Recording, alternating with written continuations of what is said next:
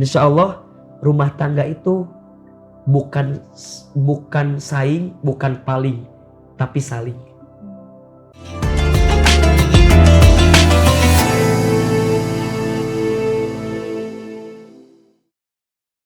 Assalamualaikum warahmatullahi wabarakatuh.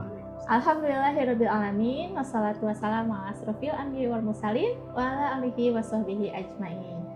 Alhamdulillah teman-teman, kita udah sampai di Ramadan hari ke-5. Nah, teman-teman gimana kabarnya? Sehat? Insya Allah sehat semuanya teman-teman. Nah, untuk teman-teman yang belum menonton episode 1 sampai dengan 4, kita sarankan untuk nonton dulu nih episode 1 sampai dengan 4-nya, baru nonton di episode 5 ini. Nah, kita masih punya banyak banget pertanyaan yang mau dibahas sama Ustadz Hilman Fauzi, Teh Rani dan juga Teh Elwi. Jadi untuk teman-teman yang mau pertanyaannya dijawab sama Ustadz Hilman Fauzi, boleh tulis di komentar YouTube-nya Teman Hijrah atau YouTube-nya Ahilman Fauzi. Nanti kita akan pilih dan kita akan jawab bersama Ustadz Hilman Fauzi. Nah, untuk episode kali ini ada pertanyaan yang universal banget nih, menyangkut hajat orang banyak gitu ya.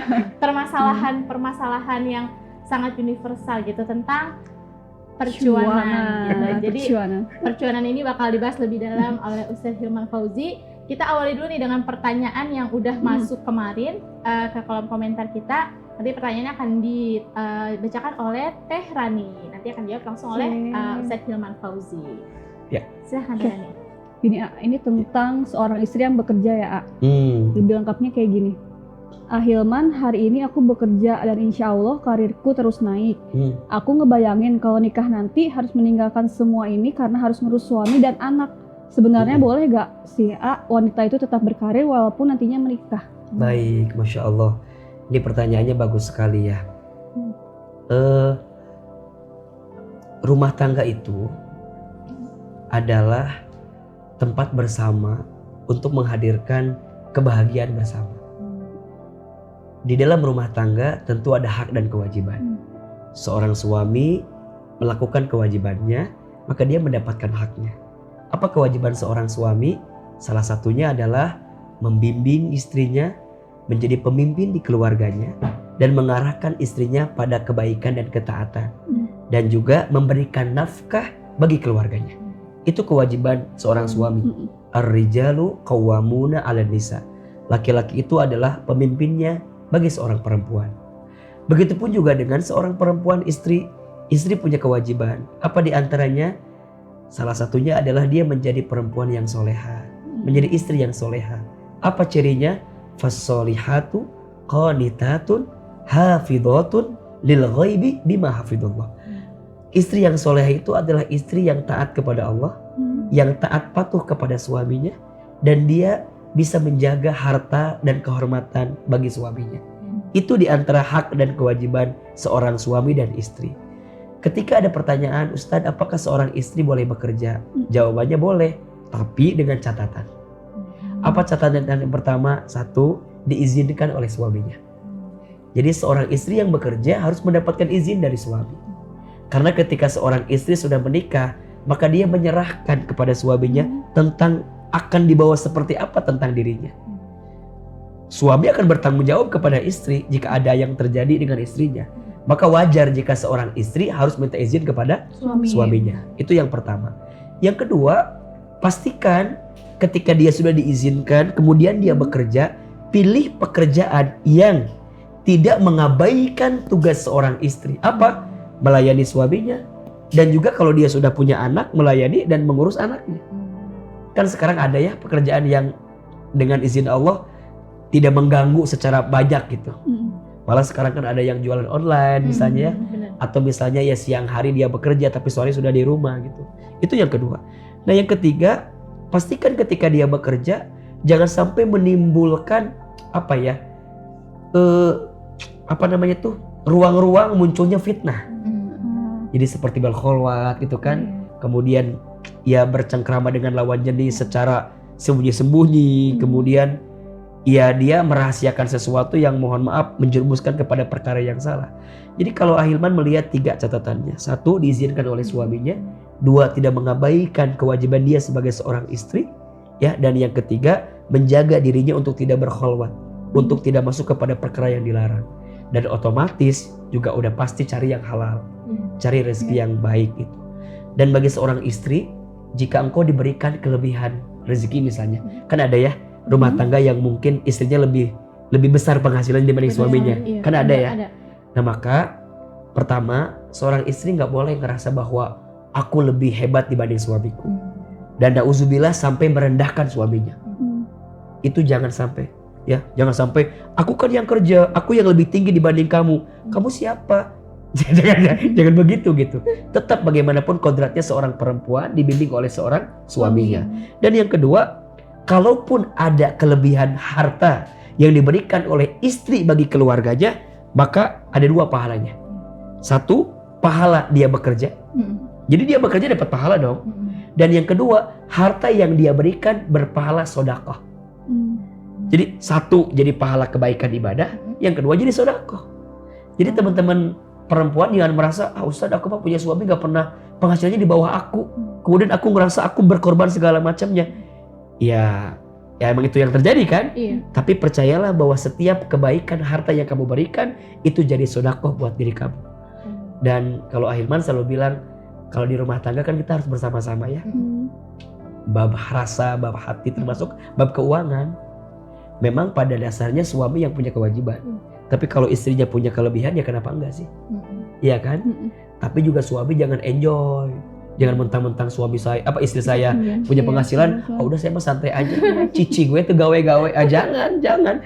Justru dia juga harus bekerja dong. Muruah laki-laki itu, kemuliaan seorang suami itu ada pada kegiatannya, pekerjaannya, aktivitasnya. Maka nggak boleh kita bager, nggak boleh kita diem. Makanya Ahilman paling suka hayang nyiwit gitunya, kesel gitu sama laki-laki yang bikin status akan indah pada waktunya. Tapi kerja nggak mau, usaha nggak mau, ikhtiar nggak mau. Tapi dia akan indah pada waktunya. Nggak apa-apa ada istri saya. Nggak boleh. Ya, ayo seorang laki-laki harus keluar rumah. Dalam artian bekerja. Ayo beraktivitas. Berapapun hasilnya, percayalah. Ketika engkau memberikan tarbiyah kepada istrimu, maka nanti istrimu akan bisa menerima apa yang kamu berikan. Maka juga seorang istri nanti belajar menerima apa yang suaminya berikan. Karena ada seorang perempuan yang ditempatkan di dalam api neraka karena kurang apa coba? Apa? Karena kurang menerima dan berterima kasih kepada suaminya.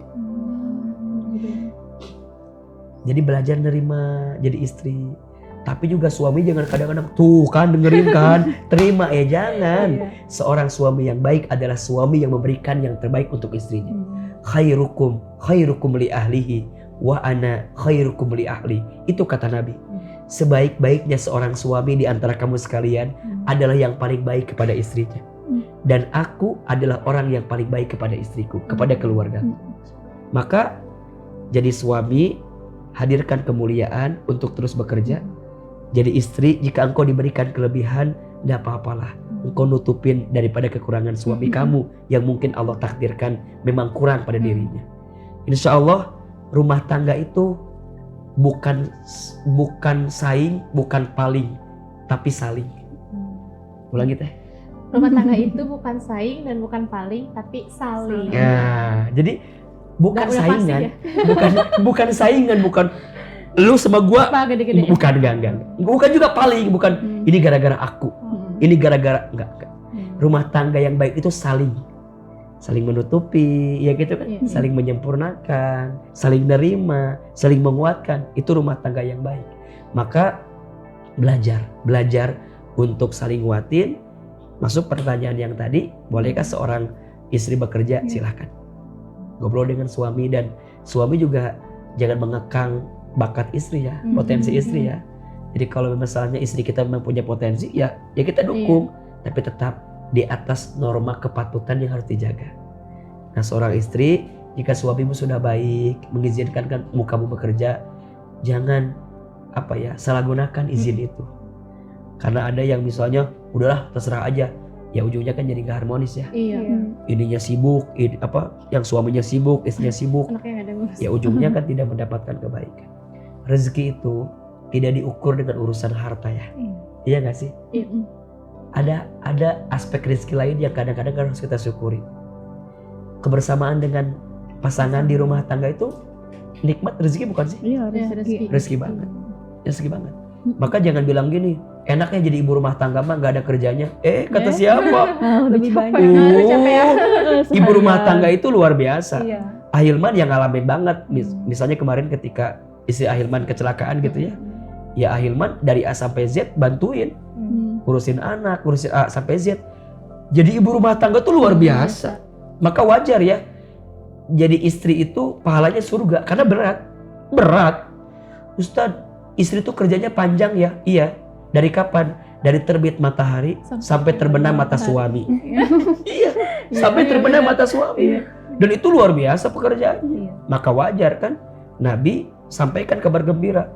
Barang siapa seorang istri yang sholat 5 waktu, puasa di bulan Ramadan, taat patuh kepada suaminya, dan dia bisa menjaga kehormatannya, maka silakan masuk surga dari pintu manapun. Masya Allah. Bismillah. Untuk para istri yang diberikan kemampuan untuk bekerja, yuk bismillah, tetap jalan tapi jaga norma-norma tadi. 1, harus ada ridho dari suami. 2, jangan mengabaikan dan meninggalkan kewajiban kita terhadap keluarga. Yang ketiga, jangan sampai ada fitnah yang muncul dari pekerjaan yang kita lakukan. Dan yang keempat, pastikan cari pekerjaan yang halal. Kalau sekarang masih, kalau Ahilman lebih recommended jualan online ya, hanya dirubah bisa diurus dan segala macam. Jadi insya Allah mudah-mudahan bisa menjawab keresahan bagi teman-teman. Intinya ngobrol di rumah tangga mah, ngobrol. Jangan jangan jarang ngobrol. Kalau jarang ngobrol nanti pasangan kita ngobrol sama yang lain.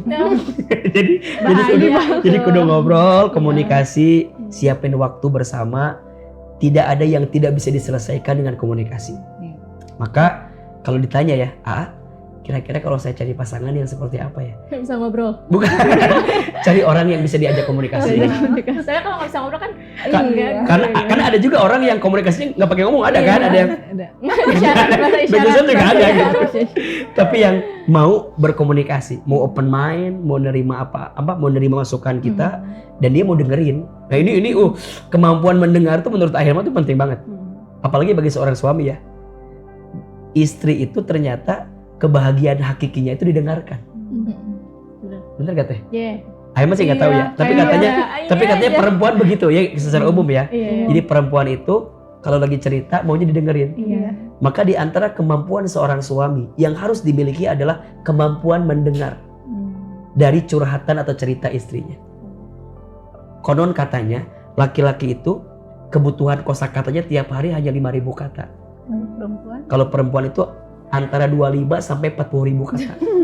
Makanya Ahilman kalau istri lagi cerita biarin aja. Karena dia sedang menghabiskan kuota kosakatanya gitu ya. Jadi biarin aja. Dan itu nikmat banget. Makanya ini ilmu ya bagi seorang suami. Ada 3 hal yang tidak tahan bagi seorang perempuan. 1, air mata. 2, sikap cemburu. Dan yang ketiga, sikap ingin tahu.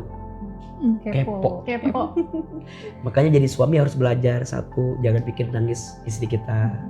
2, jangan bikin cemburu istri kita. Dan yang ketiga, jangan bikin penasaran istri kita. Yang ketiga itu. Maksudnya belajar mendengarkan. Mudah-mudahan bisa ngejawab pertanyaan dari Terani tadi ya. Masya Allah, paket lengkap itu jawabannya. Jadi boleh bekerja asal mendapatkan ridho suami. Terus ada berapa tadi? Ada 4 loh. 4. Mendapatkan ridho suami, terus? Tidak melalaikan kewajibannya, tidak menimbulkan fitnah. Yang 4, cari pekerjaan yang halal. Masya Allah. Masya Allah, lulus. Nah itu jawabannya udah konkret banget, jadi tidak ada keraguan ya, tinggal dikomunikasikan sama pasangan masing-masing gitu. Walaupun tujuannya mungkin saling melengkapi satu sama lain, ya tetap harus dikomunikasikan. Begitu kata Ahilman, bukan kata saya. Dan memang kalau bicara ideal, perempuan tuh kan baiknya di rumah. Itu yang paling ideal. Ya tapi kan ya hari ini gitu loh, kan ada yang nanya, kan hari ini aku juga perlu berdikari, perlu menghadirkan potensi. Ya jika itu yang dipahami, ya tadi silakan, syaratnya 4 tadi. Mudah-mudahan bisa dipahami. Nah itu dia jawabannya. Jadi untuk teman-teman yang masih galau, yang baru nikah terus galau mau kerja atau enggak untuk istrinya. Jadi mungkin bisa dipakai tadi 4 pemahaman yang sudah dijelaskan oleh Hilman Fauzi. Oke, untuk teman-teman yang belum nonton jangan lupa ya nonton di episode 1 sampai dengan episode 4. Dan kita masih banyak pertanyaan untuk dijawab di episode 6.